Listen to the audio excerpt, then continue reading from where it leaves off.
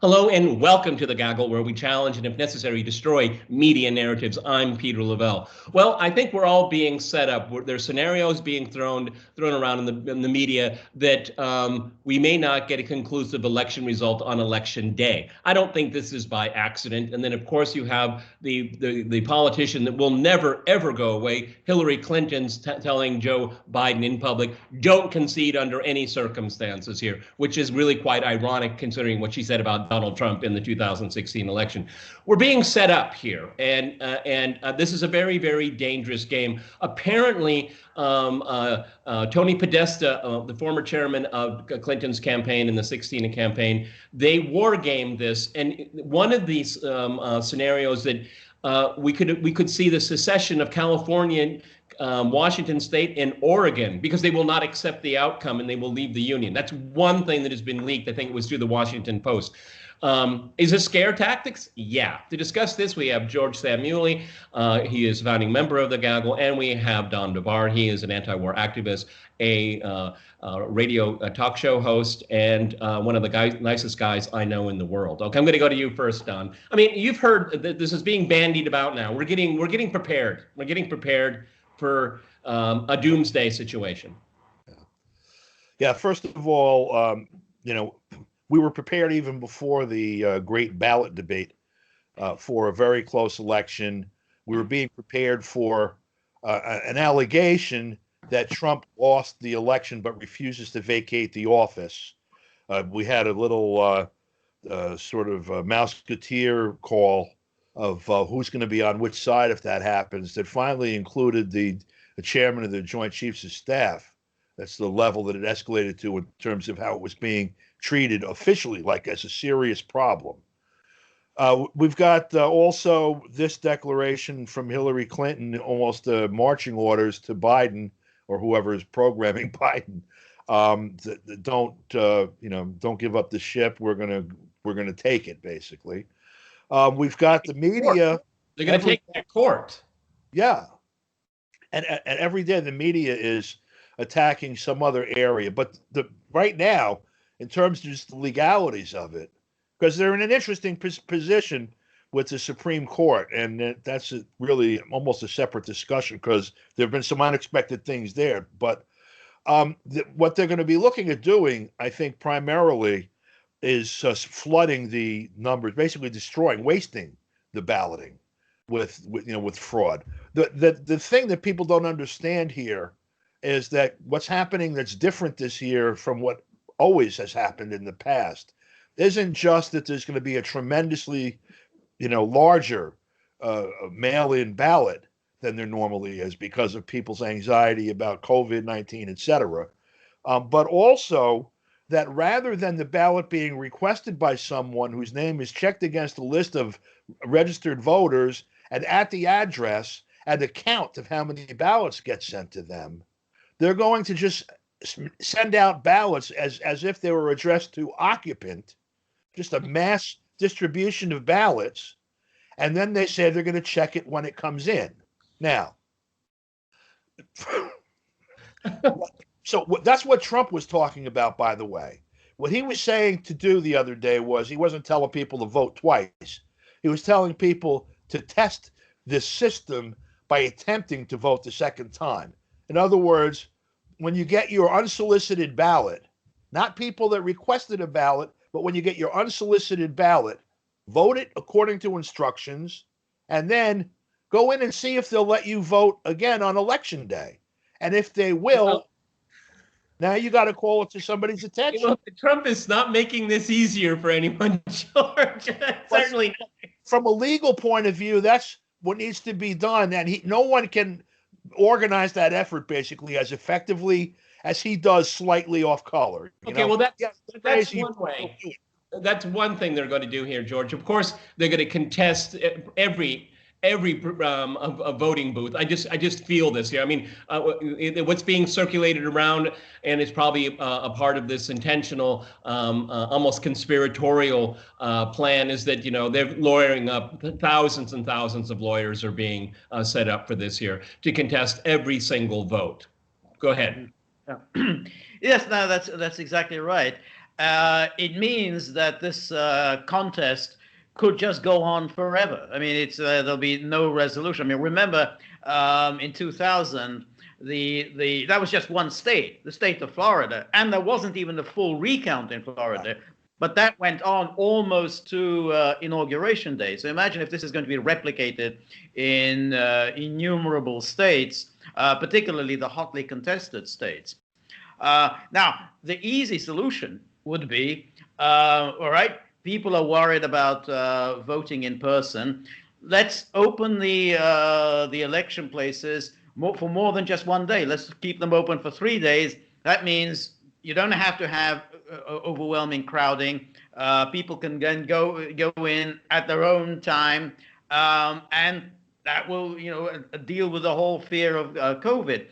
But the Democratic governors don't want this. They want to create the situation of this, as Don described, this mass mailing of ballot papers without anyone really knowing whether the person it's being mailed to is alive, it still lives there, what the status of that person is, and then throw it open to in the courts.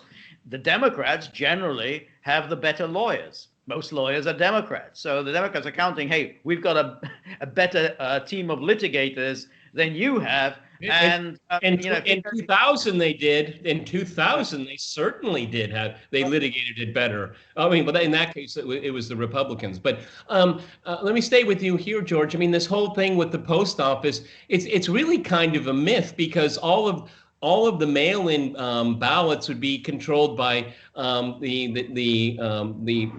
the districts where people are being voted. I mean, Donald Trump can't have any influence on that whatsoever. Again, it gets even down to mayors because there was a recent, I think it was a primary in New York where over 20% of the ballots were thrown out because it was based on standards. If you didn't have your middle initial, for example, or it didn't have the right amount of postage. Oh my God, you're disenfranchising someone because of a postage stamp. I mean, they want to cause this chaos. They want this, but it can backfire against them, because what about Trump supporters, Don? What about them? They're going to see that this is funny business.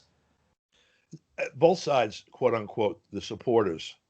We're seeing a phenomenon now, and we've seen this flare up a few times over the last 4 years, really. Where some idiot, crazy person, knucklehead overall, whatever, gets in the middle of this toxic soup that shows up now when there's a demonstration where there's two opposing sides screaming at each other that hate each other. If you look into their background 10 minutes on either side, you'd find most of them have exactly the same interests as against the people they're fighting for, on whose behalf they're fighting. But you have the population basically divided more or less in half and at each other's throats, very angry, not focused on policy, but more on team allegiance, I guess, to use that term. And people keep lighting matches and spraying gasoline at it. That's sort of going to be the street scene when the chaos about, not just on the chaos about voting happens, but even during the vote. I can see people deciding that they've got to guarantee the process by watching it. And so sort of informal poll watching groups maybe outside the 100-foot markers or whatever, but people and those polling places actually becoming scenes of conflict at some point also. We talked about this 4 years ago, the week before the election. We were saying exactly the same thing, that no matter what happens, these two sides are divided now. They're going to get more divided. The problems are in the main not going to get solved, which is going to just massage the anger that's created this situation in the first place, or enabled it. And here we are, it's ready to explode. Yeah, well, also we have on top of this, it was reported yesterday that Facebook is going to have some kind of like a week before the election, ads will no longer be run on that platform. I don't know what that means. I mean, if I say go out and vote, is that considered an ad? I mean, it was very unclear to me how they were defining this. And number two, somehow through their amazing algorithm, not allow people to call the race. How in the world they're going to have to turn the whole platform off? Can I just say something to you before George interrupt? But this point is extremely important. What's happening with Facebook, in essence, is that what started out as social media has become essentially the standard form of mainstream media, only super monopolized. The entire population is connected to it all of the time. And rather than the conversation being generated locally by groups of people on their own initiative, it's taking now the form with these changes of being another top-down, distribution of his master's voice. And now what they're doing is not even allowing people with the money to pay to play to be involved for the last week. It's going to be mediated from Facebook Central, which I'm guessing is just outside Langley at this point. George. Yeah, no, I think so. What happened is that after 2016, the Democrats launched this ferocious campaign against the social media, blaming them for allowing Russian interference. And of course, the social media, who have basically been getting a free ride all these years, enjoying this privileged status that no other media outlet has, which is that, hey, we're not really a media, we're a neutral platform, therefore they're not liable for any kind of lawsuits. So they have to suck up to the politicians, because if the politicians suddenly attack them on this and say, yeah, well, maybe you are a media outlet, maybe you should enjoy the liability that all other media outlets do. So they are terrified of that.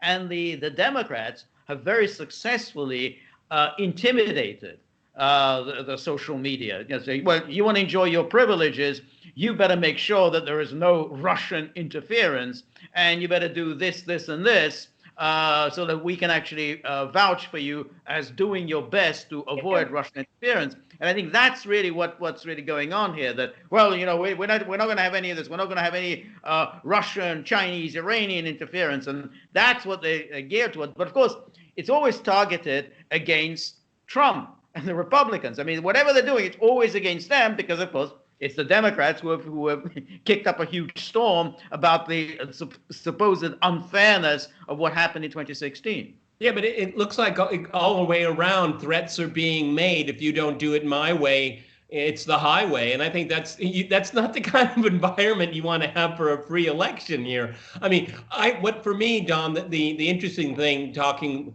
so far away, my distant perch here, is that for my entire lifetime, the United States has dictated to the world what democracy means and what the democratic process means. And we're seeing it just go into tatters here. One threat after another, one taunt after another, and willfully being obstructionist. Don. Well, when you use the words like democracy in particular, you have to look behind the term to see what someone means by that, like their definition, the working definition of the person uttering it.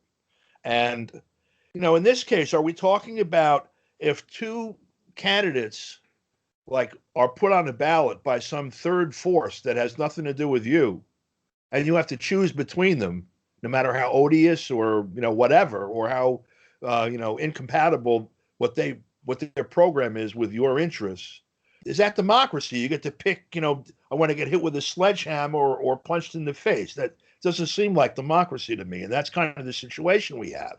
That said, now let's say, okay, we're looking for the people. Trump has supporters. He got elected. He's been in power. He's been able to maintain himself against a savage attack from every quarter that is possible. No human being I've seen in my whole life stood up to a tenth of what he's endured. And so that all by itself, whatever you think of him, is kind of remarkable. It's almost like we're rapidly running out of time. You bring up a very interesting point, and we'll end on this here. He stood up to it for 4 years now. I think there's every reason to believe that he'll stand up to any machinations during this election. And I think that the Democrats are miscalculating still again. And I think they're creating a dumpster fire that they'll have no idea how to put out. Gentlemen, thank you for being here on the Gaggle. Like, share, and subscribe, and you'll get more soon. Thank you, Peter.